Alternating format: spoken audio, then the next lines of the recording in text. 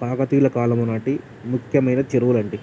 కేసరి సముద్రం, రామప్ప చెరువు, హనుమకొండ చెరువు, లక్కవరం చెరువు, ఘనాపూర్ చెరువు, పాకాల చెరువు, బయారం చెరువు, కొంద సముద్రం, చౌడ సముద్రం, సెట్టికరియ చెరువు.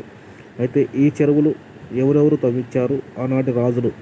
కేసరి సముద్రం వచ్చి మొదటి పోలరాజు, రామప్ప చెరువు రేచల రుద్రుడు, హనుమకొండ చెరువు రుద్రదేవుడు, లక్కవరం చెరువు గణపతి దేవుడు, ఘనాపూర్ చెరువు గణపతి దేవుడు, పాకాల చెరువు ముమ్మడి నాయకుడు అనే గణపతి దేవుని యొక్క మంత్రి భయనాయకుడు కుమారుడు ఇతడు, బయారం చెరువు మైలాంబ, కుంద సముద్రం కుందబామ్మ, ఈమెవరయ్యా అంటే గణపతి దేవుని సోదరి, చౌడ సముద్రం మాలాల్య చౌడ సేనాని గణపతి దేవుని సేనాని, సెట్టికరయ్య చెరువు రెండవ బెతరాజు.